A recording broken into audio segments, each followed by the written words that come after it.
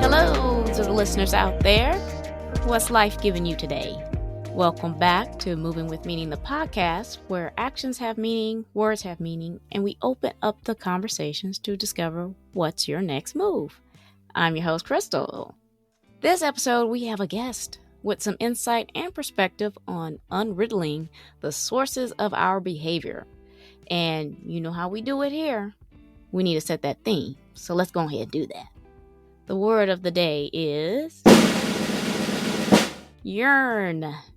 This is a strong passion or intense longing for something either lost, stolen, or in some cases, never had. Ever wanted something so bad that you would or gave away a part of yourself to get it? This is a whole new level of wanting. Oh yes, when your desire has pushed beyond logical decisions and has intensified the depth of passion you are willing to go to get that something.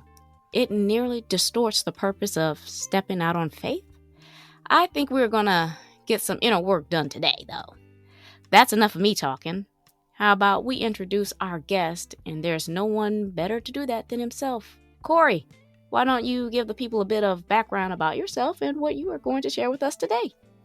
Krystal, thank you so much for having me on today. I'm so delighted. Yeah, my name is Cory Rosenke. I was born and raised in Canada and have now been living in Silicon Valley, California for the last 7 years. I have gone on a very interesting journey in my life, asking the question why as a small child. From very young, I wanted to know why people do what they do, why they feel the way they feel. I especially wanted to understand these questions of myself. And as a kid growing up in poverty, these questions were specifically amplified. On one hand, I didn't have the blessing of being distracted with toys and family vacations and things like that. And so my life was very small. I poured into books, and those books kind of birthed in me this deep longing to understand the question why. And just to kind of give you the short version, really, to be honest, I as a very small child, even 9, 10, 11 years old, I delved into philosophy. I turned to the philosophers to answer my questions. Aristotle, Plato, Confucius. For years, dabbled in philosophy, didn't find the answer there. Eventually turned as I grew up to psychology and was a big Freud fan for a while, and his whole idea of development of personality and the id and the ego and the superego. At the end of the day, I have to tell you, I did not find my answer in philosophy. And so I turned to neuroscience. As a lot of people have, neuroscience is really popular today, and it's a fascinating and evolving study when you think of the neuroplasticity of the brain and how it can literally change its shape due to trauma or to self-discipline and the influence of brain chemicals. Fascinating study. But what I learned was all of my years that I spent in philosophy and psychology and the study of neuroscience, I realized I was studying a mechanism. I was not studying source. Those pursuits, those studies, though, they give us all sorts of great answers and great insights. It's helpful to know that when this happens to me, my brain will release this chemical, which will make me feel this way. That's helpful information. But it's ultimately the study of mechanism. It doesn't answer the question of why. And so ultimately, in pursuit of the why, I was driven into issues of faith and spirituality. And that's where I really believe I have been able to find that missing link that I truly believe will help people as they walk through life moving with meaning, as your podcast is called. So that's my life mission right now, is to really come alongside people and hopefully, helpfully show them that missing link that they can apply and move forward with meaning from that point. Okay. Well, what got me really interested was the mechanisms versus sources. So tell me, what do you mean specifically about mechanisms first? And then we'll get into your sources. Yeah. So by mechanism, I mean response. We can know, as an example, through, I'll use neuroscience as a classic example, right? That when you experience, in this particular case, let's use trauma. Right. When trauma comes upon you or is thrust upon you, your brain will respond in a certain way. It will release chemicals or it will withhold chemicals. And depending on that release of chemicals, it will transmit information smoothly, or it will jitter. It'll be like a jitterbug, or it won't transmit it at all. Right. And so we can study the brain, put people through all sorts of scenarios and actually see what goes on in their mind.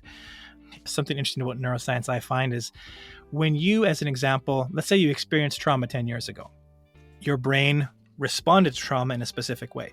If you are in a healthy lifestyle right now, you're happily living, you're sitting in your living room, if you close your eyes and you visualize that trauma from 10 years ago, your brain will respond in the same way as if it was happening, right? It's very true when people say that they had to relive an experience or something happened that made them relive it. Your brain literally responds in that. Now, that trauma is not happening to you in that moment. So my point being, though, none of that explains why. To a certain degree, it shows the fall of the dominoes. You see what's happening. But what it doesn't show is what pushed the first domino over. Yeah. Right? It doesn't explain why. And if we're really going to actually move forward with meaning, if we're going to move towards solution, we have to find that source. There's, of course, a common saying in throughout business today and even politics, right? We're looking for the source reason for something, right? If someone gets into a car accident, we could say they fell asleep at the wheel. Okay, that's true. But why did they fall asleep at the wheel? We have to start going back. If we're going to solve the issue, we have to start going back. Oh, it's because the boss told them if they didn't finish the project today, that they'd be fired. And so they woke up super early. They were groggy because they only got 2 hours of sleep. And if we're going to stop the accident, we can't just look at the sleepy driver. What compelled this person to drive to work in a sleepy state, right? And that could take us in different directions. It could mean he was irresponsible and he stayed up late anyway, or it could mean that the boss had unreasonable expectations. We want to find the source for the crash. Right. Yeah. And the same thing is true when it comes to our human behavior. Oftentimes we are studying mechanism. We're studying things down the chain, which again is really what we're doing in psychology and in neuroscience. But if we really want to understand ourselves, if we really want to fix the problem and address it in a meaningful way, we have to deal with the source. We have to get to the deep, what I call the deep why. There's all sorts of surface whys, right? Why did so-and-so leave their spouse? Well, it's because they said their spouse was a jerk. Okay, why? Like you want to get deeper down in this. So I talk about the deep why. I feel like very often we live life reactionary. Yeah, we don't live life with that deep intention. And so my goal has been to help people discover that deep why. Because when you can find that deep why, then you can move forward with solution. And one of the ways that I do that, I love the name of your podcast. Simply the fact it uses the word meaning. We live in a world where meaning in so many cases has been taken away. Yes. So as an example, the whole world is looking for peace. I often call peace the mega goal of human ambition. And yet, what does that even mean? For most people, we don't even know. We know we want peace, but we don't really know what that requires. It's an ambiguous word. So we're forever looking for something that we couldn't identify if we saw it because we don't really know what it is. And so my purpose has been to apply meaning, as the title of your podcast, to words. Because once we know what something looks like or what something is, we can find it. But as long as we're searching the globe, looking for something, and we don't know what it, we don't know the shape of it or the color of it or the frame of it, we won't even recognize it when we see it. And I think that's what happens to so many people. They're looking for something, they don't even know what it looks like. And so they have trouble finding it. Oh, man. Yeah, that was really good. And you know what? I like what you mentioned. You did a great analogy is we got to find the reason for the crash, right? And even in that analogy, it was, related to a car crash, but we have mental and physical and emotional crashes. And it's at that moment where we have to say, why did this happen? And really trace that back. So a lot of times it ends up being we have to hit a very low point. And then that's when a lot of spiritual growth starts to happen. And I think you have a few of those cravings for the soul. So let's take us through that. Yeah, absolutely. So ultimately, what I want to try to communicate to people is something that the vast majority of the population already knows. And yet we aren't living like it. And so what we already know is this. We are more than a brain or a body. We are 3-part beings. We are a body, mind, and soul. And yet our entire culture, basically every commercial you've watched on TV, every promise the government gives you, it's always boiled down to your brain and your body, your brain and your body. How can we satisfy your physical comfort or your physical cravings or your psychological ambitions, right? Or quote unquote dreams for your future. All of society is focused on catering to the cravings of your body and mind. Meanwhile, our souls are starving to death. The core of who we are. Now, interestingly enough, throughout all of human history, this has been a clear understanding. Even in the oldest literature we find that we intuitively know that it is our souls that are the core of who we are, right? And yet, especially in our modern world, but I would say even throughout time, we don't live like that. We live like we are brains and bodies. I tend to view you as simply a biological creature. And I either like that biological creature or I have some sort of offense against it. When the truth is, you are so much more. You are a soul. And when we can begin to look at each other in that way, when we can begin to finally see ourselves in that way, it changes the way we view the world. It radically changes the way we view the world, because now we're getting to source. Now we're getting to the deep why. I often will try to clarify it by saying this. We are body, mind, and soul. And if we're looking at the hierarchy of who we are, it is our soul that's the boss. Our soul gives directives to the mind and the mind to the body. That is a hierarchy behind all other hierarchies. It's true of Elon Musk. It's true of me and you. It's true of Donald Trump and Joe Biden. It's true of everybody that's existed. There is within us our soul, and our soul, just like our brains and our bodies, has cravings. Mm-hmm. And it is those cravings, those deep inner cravings, that are ultimately the source material for our psychological cravings and then our biological cravings. And so as I'm talking to people or coaching people or counseling people through whatever they're going through in life, I always want to make sure at some point we get to that source and we're able to say, okay, listen, the world is generally going to try to answer this question biologically with your body and your brain. But is there something deeper? Is there a deeper agitation that's happening here? Is there a deeper longing that's taking place? And the truth of the matter is that there is, right? And so those are the conversations I want to start having with people. We all, shouldn't say we all, but most of us are aware that we exist beyond biology. But very few of us are living like it. That's the reason why I do what I do, is to try to help people, how to promote that awareness. Really, it comes back to applying definition and meaning to the words that we so often use. Peace and happiness, right? The whole world's looking for peace and happiness.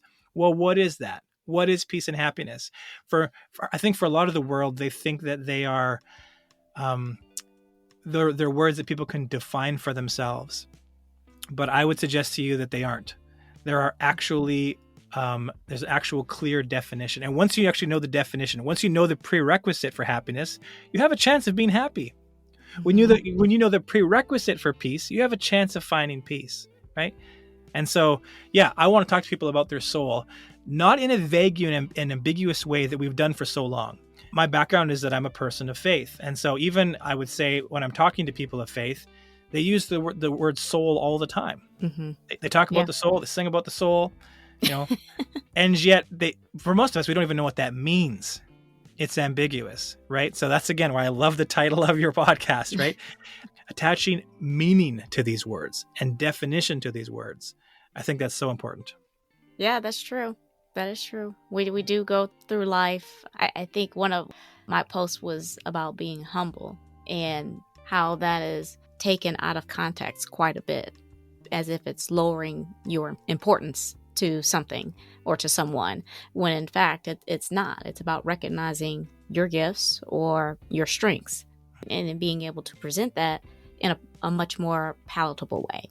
And I think that's one of the most, to me, just very misunderstood words and misconceptualized. So I am very excited to hear you give meaning to your cravings of the soul. So tell us about that, because you wrote a book and kind of give meaning to each one of these, right? Yeah. So the book that I wrote is called The Magnetic Heart of God, Understanding the 5 Cravings of Your Soul. And what I put forward in this book is that our soul has 5 primary cravings. And through understanding those 5 cravings, we can understand the motivating source, the deep why, so to speak, Mhm. of all human ambition. It is these 5 cravings that have propelled, as I often say, all of humanity throughout all of life and time. And one of the beautiful things about that is the great unifier. Again, we get blinded by biology, or we see people by their ethnicity or their language or their education, all these, to be honest, superficial surface things.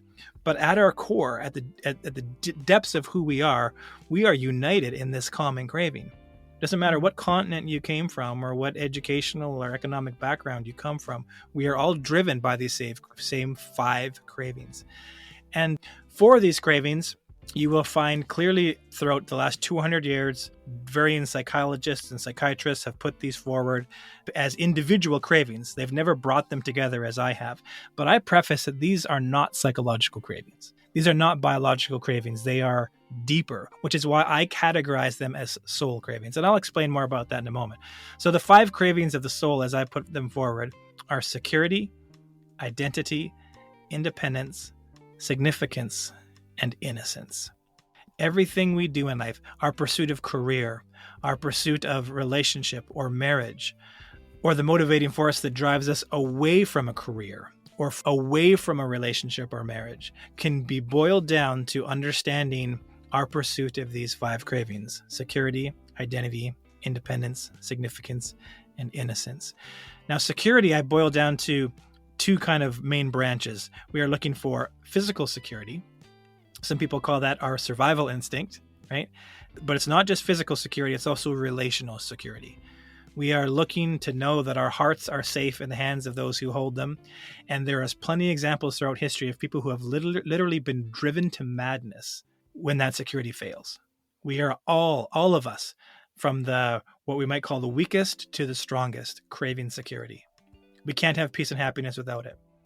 Second craving is identity. Identity asks 4 symbiotic questions. Who am I?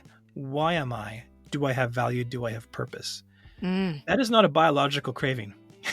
To be honest, that is not a craving that is shared by chimpanzees or turtles or any other creation on Earth. It is a distinctly human craving, and it's non-biological. There's no biological reason for this craving.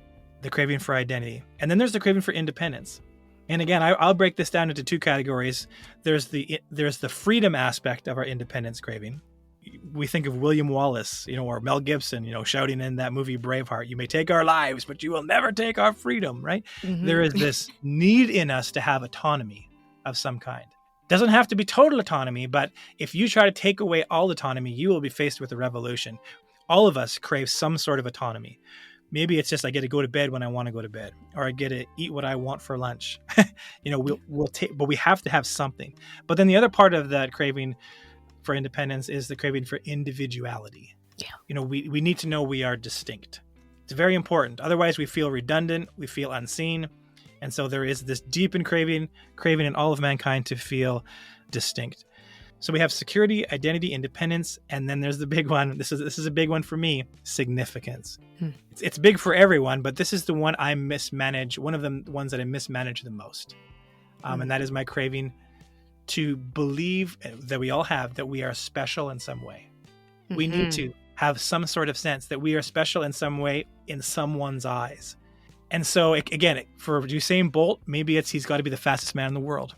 I suspect that when the day comes that someone beats, his 100-meter dash record, that he's going to experience a crisis of some kind that we hope he will manage in some way. Because right now he's been the fastest man in the world forever. That's his significance, right? It's something he hangs on to. When he loses that, it's going to be a big deal. For some of us, I'm not the fastest man in the world, right? But I'm still in pursuit of significance. For some people, it's like I make the best apple pie. Mm-hmm. I make the best chocolate chip cookies, whatever it is. We all need to know we're special. If you are married to a spouse, I'll just say this, and you are not helping them feel special, your relationship's going to be rough, right? That is one of the things they are looking for in you, right? And then there's the final one, the craving for innocence. This one you won't find in the psychological journals. This is the one that I've completely added into the mix. I believe that it is at the root of almost all human conflict on a relational level, right? Almost every argument you've ever had happened because someone accused you, or at least you perceived an accusation that you are guilty of wrongdoing or wrong thinking.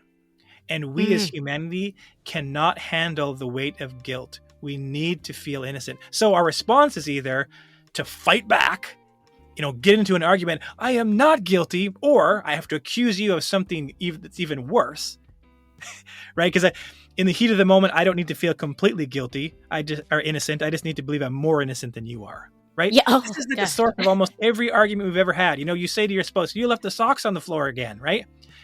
And you said it in a tone or whatever, or I said in a tone that made them be like, oh yeah? Well, you left all the garbage, you didn't take the garbage out last night, right? It becomes these like competitiveness, what I call righteousness battles, because in the innocence craving, we don't just want to be not guilty, we want to be known as righteous, right? So security, identity, independence, significance, innocence. You can understand all human behavior when you look at it through that lens. Like I said, that's the reason why some people really want to get married. They're looking for a place where they feel safe, security, right? Someone they want to identify with, right? Together. A relationship that doesn't hamper too much on their independence, but they definitely want someone who wants them, right? So there's always that balance of independence. Someone who makes you feel special, and someone who makes you feel good about yourself. That's what you're looking for. That's what drove you into your relationship. And the reason that you perhaps now invert it and you want to leave that relationship is because you didn't find the security you were hoping for. And so you no longer want to identify with this person because they threatened or tried to restrict your independence. They didn't make you feel significant, and they made you feel guilty. And so you have to leave.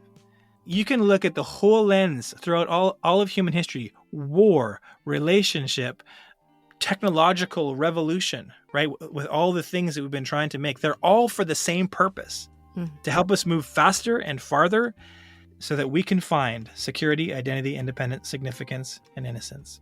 That's what we're looking for. And so if you want to understand your spouse, if you want to understand your kids, if you want to understand yourself, or if you want to understand that politician you hate, right? You can understand them by thinking they're looking for these things. And then it also allows you to love them, right? It allows you to suddenly, I can look at you and your response back to me perhaps is aggressive or unexpected. And I can look at you and I go, wow, I triggered something. What was it? Right? It's simpler because I can boil it down to 5 sources. It's one of these things. I'm not having to sift through a million pages of psychological journals, right? Or the opinions of 15 friends, or, all these different things. I know, okay, I've triggered Krystal in some way. I made her feel small. I don't know if you've ever had a guest on or something like that you felt had a super ego, right? And they had to try to crush everything, and I can go, wow, because of my own desire for significance, I tried to crush Krystal so that I could feel significant. And I can begin to understand people. I can really understand myself through these lenses. And it allows me to change. Or it allows me to love. I can look at someone and say, oh my goodness, they are experiencing an identity crisis. And if I'm going to enter into a relationship with them, I need to enter in a relationship with them where I am helping them in the healthy pursuit of this. When people wonder, why do kids join gangs? They're looking for a place to belong. Yes, exactly. Right? Yeah. Right? Yep. If there's nothing else in their life, maybe their family was unsafe, so they can't identify there anymore. Maybe they were abused in this situation, so they can't identify there anymore. They're looking for a group they can identify with. Yeah. And what does the gang promise them? You come with me, we got your back. Security. You wear our flag on your back, that's your identity, man. If you interview them, they say that. Yeah, they're very open and honest about it. You know what? And that's the truth about it, is that as much as you're saying that, to me, those are some of the most vulnerable people that are very open about their vulnerability, and they don't even realize it, because when you ask them that, they will openly say, because this is where I have love. This is my family. I can't get this at home. I will never leave them, because like you said, they've given me all of those cravings that I've desired. So it's not only what you're craving, but it's what the world, because we intuitively are looking for these things. Just think of what the commercials on TV are trying to do. They're not trying to sell you a truck. They're trying to sell you, if you get this truck, you will be the most significant person on your street. Mm-hmm. If you take our credit card, you'll be part of the elite platinum club. Ooh, that I like that. That satisfies my craving for identity, right? Platinum club, right? That type of thing, right? Politicians do this all the time. If you don't vote for me, you have to vote for the bad guy, right? They prey on your craving to be innocent, to vote for them. And both parties are in full-fledged war, trying to demonize each other, right? Because you don't want to be a part of them, right? Like I said, every commercial, right? They're not trying to say our mustard tastes best, right? They were literally compare themselves to others to try to say we are the most special.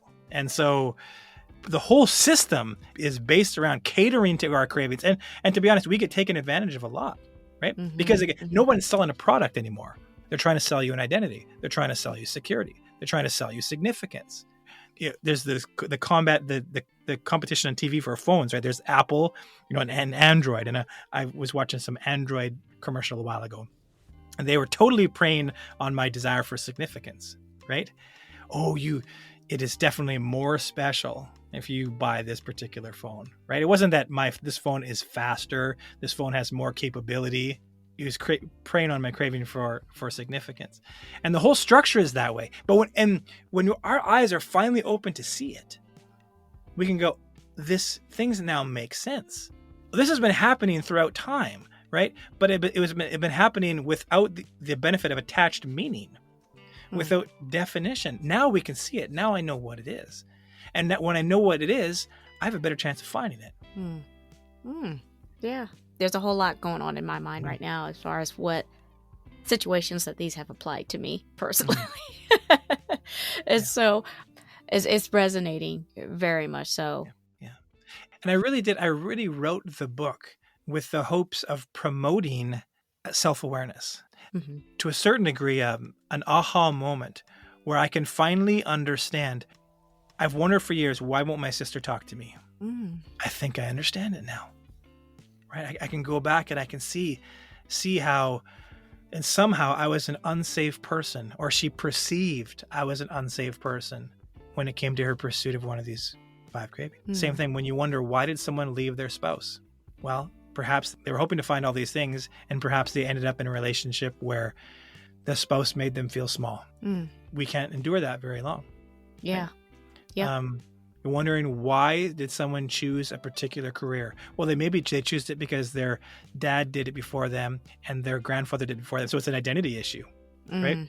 Or maybe they chose it because at some stage in their development, they bought in to say, okay, that is where significance is. I'm not significant, right, unless I'm a lawyer or whatever it is. We can look and we start to understand our own development. And to be honest, the health of our overall life will be based upon how we choose to pursue these cravings. These cravings aren't good and these cravings aren't bad. These cravings just are. This is your reality. I'm to a certain degree, I'm laying out for you your entire ambition for living. You are looking for these 5 things incessantly, right? And it is the collection. I started off by talking about peace and happiness. These 5 cravings are the definition of peace and happiness.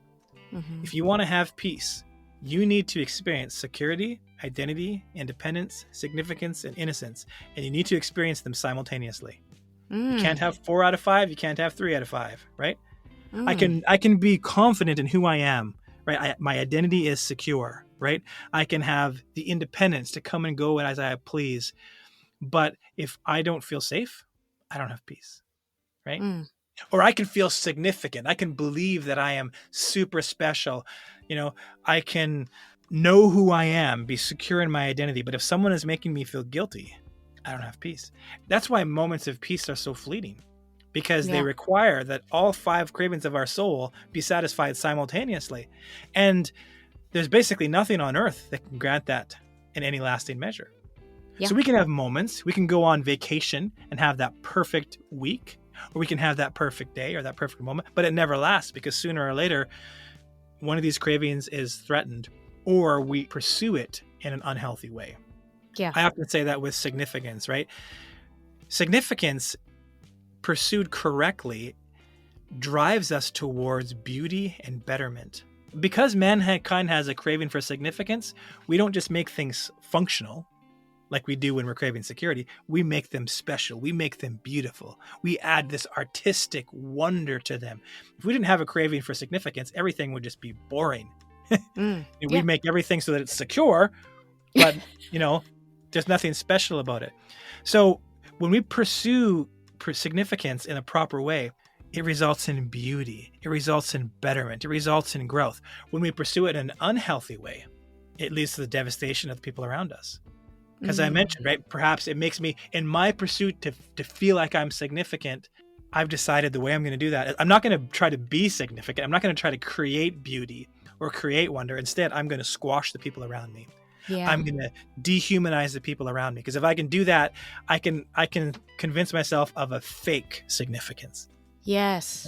And the same is true of all of our cravings. It's the same thing with our craving for innocence is a classic example. Again, the craving for innocence is beautiful because it drives us into right relationship. It inspires us to say, I'm sorry I did that. Ask for forgiveness, right? To live in right relationship with our maker and with the people in our community. It's a beautiful craving that has beautiful results unless we pursue it incorrectly, right? In which case it makes me a defensive person that is hostile to the people around me because I perceive everything as an attack, which means I respond in attack, right? I can never take accountability. And so the way I do that is I have to demean you. I am guilty. I left my socks on the floor. But rather than saying, you're right, I'm sorry, which would be a connective, beautiful thing in the craving for innocence, I'm like, yeah, you didn't take the garbage out. You didn't wash the dishes when you said you would, right? I end up being hostile to the people around me. So pursued correctly, it results in beauty. Pursued incorrectly, it results in destruction. And that's what we see happening in the world around us. When I'm sorry for jabbering up, but I just want to say this. When you're raising your kids, we need to realize we aren't just raising biological creatures. We are raising non-biological creatures driven incessantly by these five cravings. Yes. And so oftentimes I had a major point of conviction a number of years ago because I realized the effort that I put in to make sure my kids had security, right? I wanted to make the money, provide the home, let them know I loved them. And that's good. But unfortunately, I think that's what most of us are doing. And we forgot there's 4 other cravings. Yes. If we don't teach our kids to pursue identity in a healthy place, if we don't teach our kids how to manage appropriately their cravings for independence, significance, or innocence, life is going to be hard. They aren't going to find happiness and peace. So when we're parenting even, we need to parent in this holistic way. And when we understand what we're looking for, it allows us to present solution. But as long as we're just looking for quote unquote happiness, quote unquote peace, devoid of definition and meaning, we can search and we won't find what we're looking for. Well, okay. You have really knocked on a number of buttons.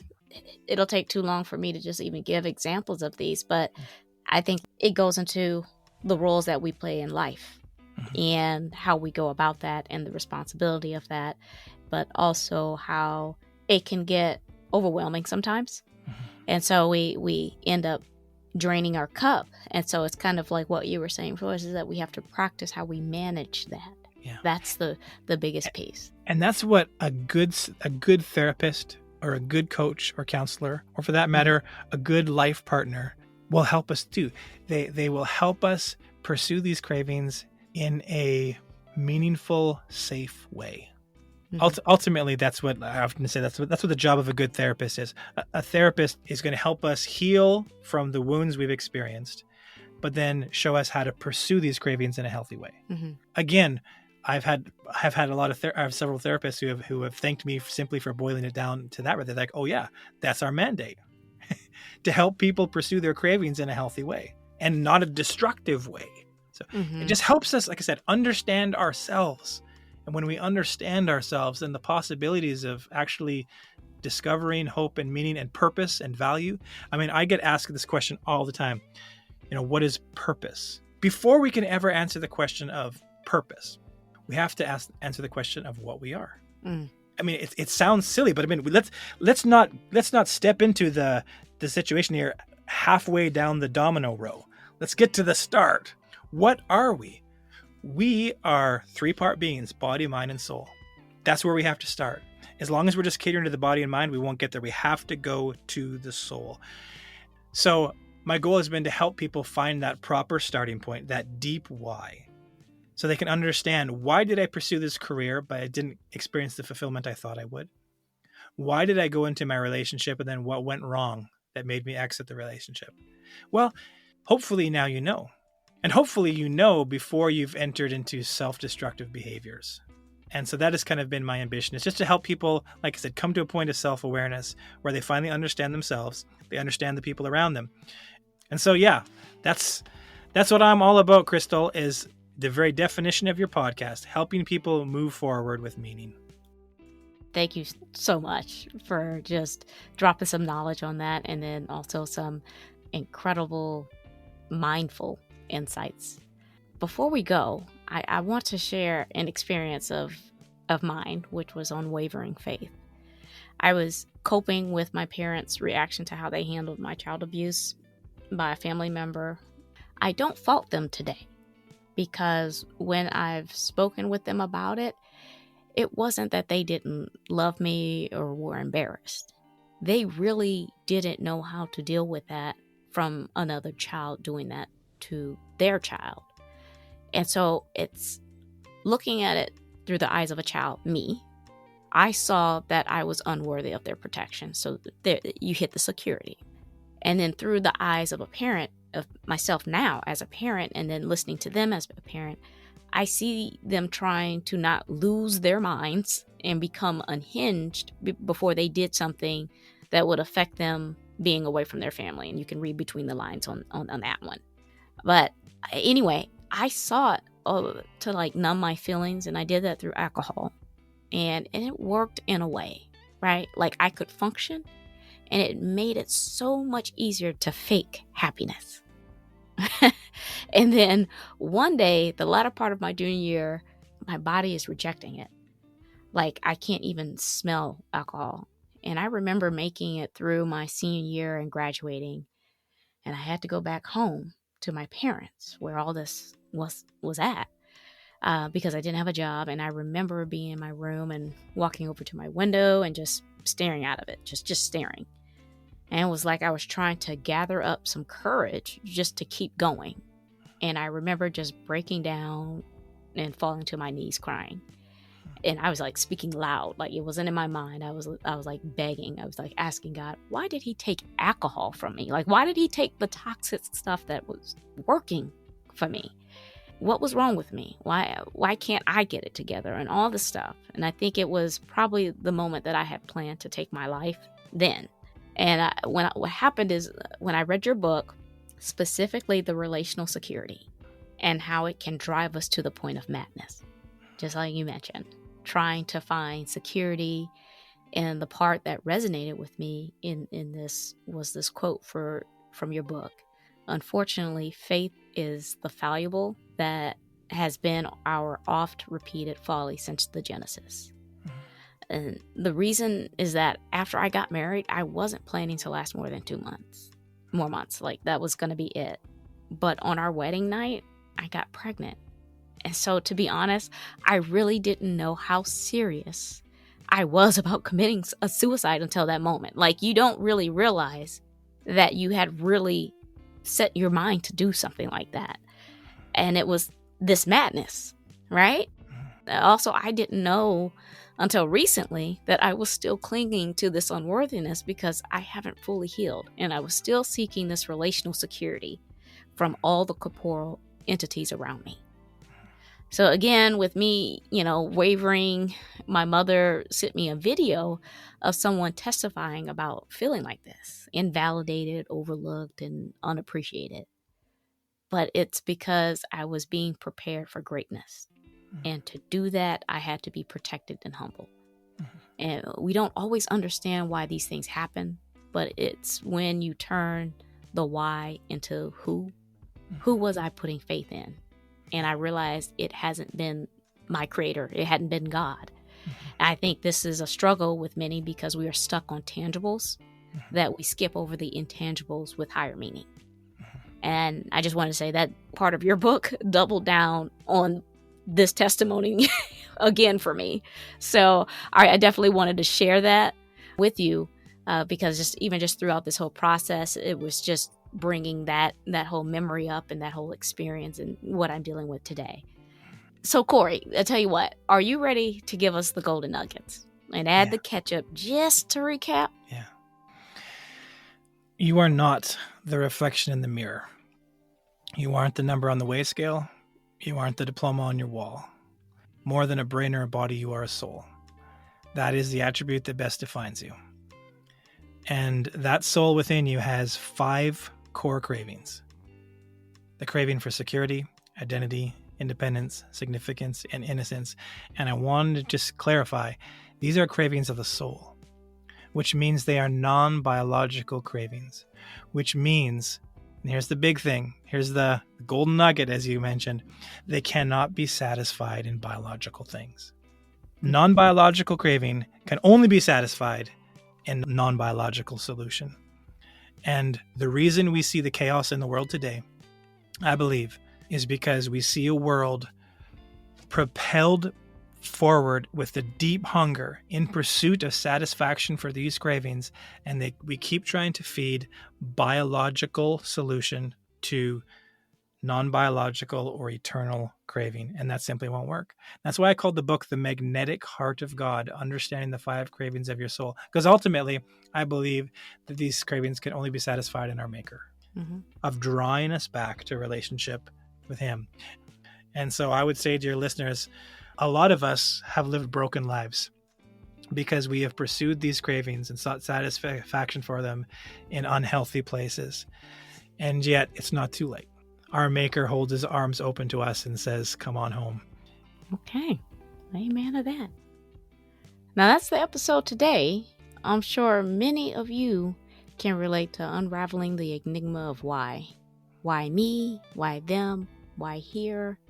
And sometimes the why nots. Sometimes we get caught up in living by someone else's definition that we are constantly trying to compensate for our losses and desires. Feel the feeling and be you. I know that's not easy, but as you start to employ these daily inner working reflections, your path will come clear, as will your steps. I hope Cory's story has found its way to you and touched on some of the 5 cravings of the soul when trying to figure out who you are, who you want to be, and if you feel it's important, why. Even if you feel you are living the life you want and who you want to be. I want to hear about your journey. I love it all, and so will someone else. Before I let you go, Cory, why don't you go ahead and remind people who you are and where they can find your resources or reach out to you? Thank you so much. Yeah, well, the best place to learn about me or gather resources would be my website, coryrosenke.com. For those who are interested in the book, you can find it there. You could also just type in The Magnetic Heart of God, and it should show up at a store near you. For those who are interested in coaching, I coach a lot of people. Some people are Google executive or Google people who want to climb the ladder and become executives in the workplace. Other people are people whose lives have just gone kind of off the rails a little bit, and they're looking for some help to get back on track. You can also reach out to me on the website there. It tells a little bit about my story on there as well. That is definitely the best place, coryrosenke.com, or just search The Magnetic Heart of God, and all this information will come up. And I just want to thank you, Krystal, for your heart in all this and your care for people and for giving me even the opportunity to share a bit of my story. And what you do is so important for so many people. So thank you for doing it. Oh, thank you. I appreciate that. First person to say that. Thank you. I'll make sure to include all of Cory's resources and connections in the episode description, as well as on my website's resources page, movingwithmeaning.com. Make sure you guys subscribe to the show, Moving with Meaning, the podcast, and tap the alert bell so you know when these episodes drop. I am on Apple Podcasts, Amazon Music, Spotify, and now YouTube Music. Please share, like, repost, and follow. Tag someone. Quick housekeeping before you go. Follow me on Instagram at movingwithmeaning82. Also connect with me on LinkedIn. I do dabble a bit in TikTok at Krystal B. Clark. My YouTube channel is up. Kindly run over there and have a look or two. Links are in the episode. Alrighty, I'm Krystal on Moving with Meaning, the podcast, reminding you to take it one step at a time. All moves have meaning. Check y'all later.